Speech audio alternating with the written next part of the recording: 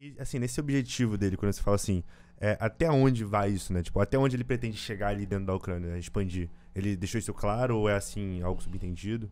Ele não só não deixou claro, como os especialistas todos não têm dormido. Uhum. Porque desde o dia 1 da guerra, né? Enfim, eu trato como guerra a partir do momento que você promove o que tá acontecendo, né? Que é uma violência generalizada ali no território da Ucrânia. Aquilo ali é guerra. Tem como interpretar de outra forma. Então, tá muito difícil de fazer a leitura, porque, primeiro, a gente não acreditava que o Putin ia invadir, de fato, porque o custo de uma guerra é muito pesado, principalmente para todos os países que estão saindo agora de a gente nem tem como afirmar se a gente de fato está saindo de uma pandemia, mas para o mundo todo foi muito custoso esse processo. Guerras naturalmente são custosas, então não é benefício para os países que estão ainda nesse processo de paz, né, que a gente pode dizer assim. Claro, eu estou fazendo abrindo um parênteses bem grande. Para a ONU, paz é paz mundial, no caso, não é paz 100%, porque a gente sabe que 1000 conflitos acontecem no continente africano, em regiões no Oriente Médio. Não são essas guerras que são consideradas paz mundial. Não existiu um conflito degenerado entre potências, por exemplo. Então, em um contexto aí de paz mundial, não tem muita necessidade, né, você ficar ameaçando seu coleguinha. É assim que a ONU vê, por exemplo. Então, é muito difícil de fazer a leitura. Mas o que eu posso dizer tecnicamente é que o conflito ficou pro Putin, nos primeiros dias, foi concentrado em abater, por exemplo,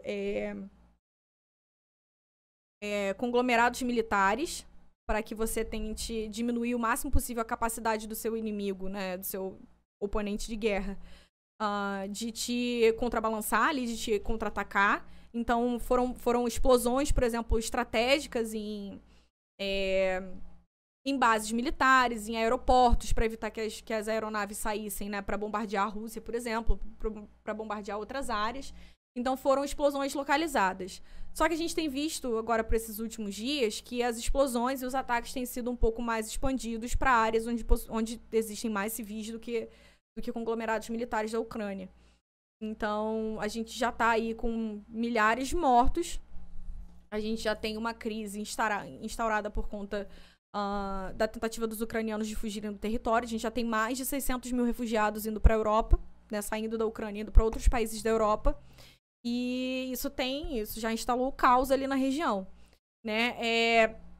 Alguns especialistas dizem, e eu me incluo nisso, de que o freio do Putin, na verdade, o objetivo principal do Putin é tirar o Zelensky do poder. Ou seja, fazer o que ele não conseguiu fazer de forma um pouco mais atenuada, um pouco mais disfarçada, digamos assim.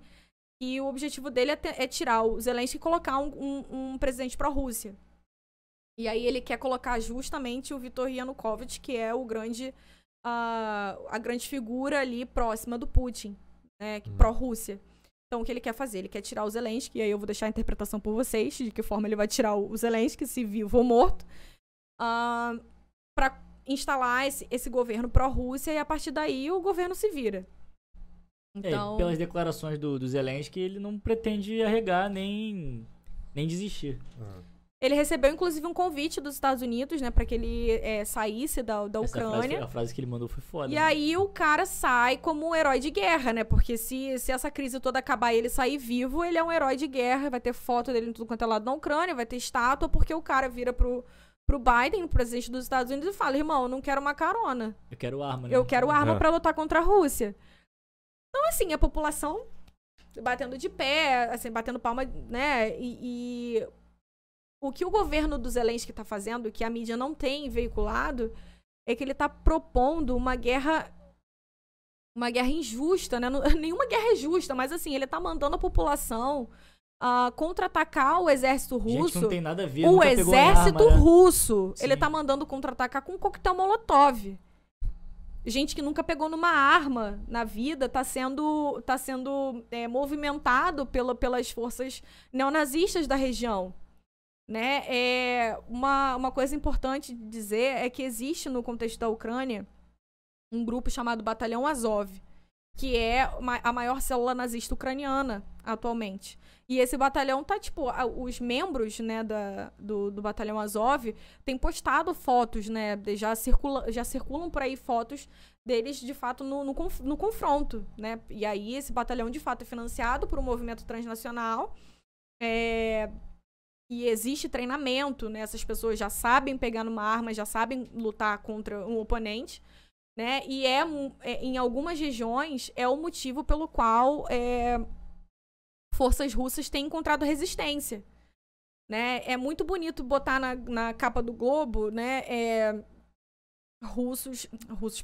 Colocar ucranianos ali que estão lutando com coquetel Molotov, quando na verdade a gente sabe que não é só isso, né? Tem neonazistas lutando contra o exército russo, de fato, inclusive promovendo genocídio contra a população russa étnica na região. Isso não é pouquíssimo falado. Agora que eles têm encontrado uma resistência aí dos especialistas que estão indo pra mídia falar isso, e agora eles são obrigados a falar. Então a história não é tão bela assim de que a Rússia realmente é uma grande imperialista. Bem, de fato, o Putin tem interesses imperialistas ali de trazer a Ucrânia para próxima. E o Putin não vai medir esforços para isso, né? Tanto que iniciou essa guerra, mas não é um mundo Disney, assim. Existem problemas na Ucrânia, né? Problemas de fato, células nazistas, de repressão a minorias étnicas, né? Ah, mas é russo. Tá, é russo, mas é uma minoria étnica, a gente tem que lembrar disso, né? E a gente sabe que tentar combater minorias étnicas pode ser considerado genocídio, né? Então a gente está falando de um genocídio no contexto do território ucraniano. Claro que os interesses do Putin são muito maiores que esse, né?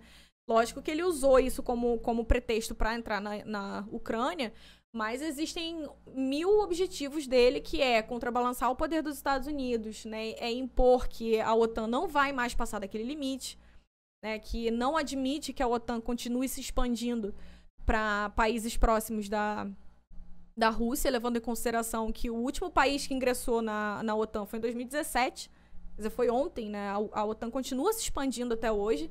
Então, ele quer estabelecer esses limites para os Estados Unidos, principalmente com a China por trás, né? Que a China já botou quente ali na situação, dizendo que vai apoiar a Rússia.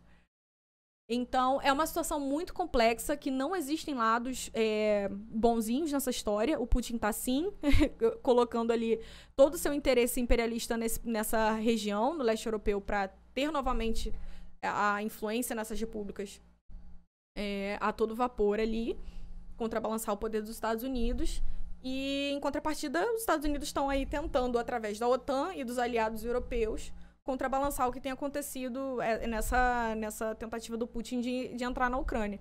Então, eu acho que, respondendo assim diretamente a sua pergunta, eu estou aqui divagando, mas eu acho que o limite do Putin é esse, né? É tirar o governo atual do Zelensky e colocar um governo pró-Rússia. Como e quanto vai custar isso? Não dá para prever. Não dá para dizer se ele vai, de fato, chegar a Kiev e matar o cara. Não dá para saber se ele vai só forçar até o cara aceitar a carona. Não dá pra saber. Então, enfim, gente apostou que não ia ter o conflito e teve. Gente apostou que não ia passar das áreas militares ali estratégicas. Passou.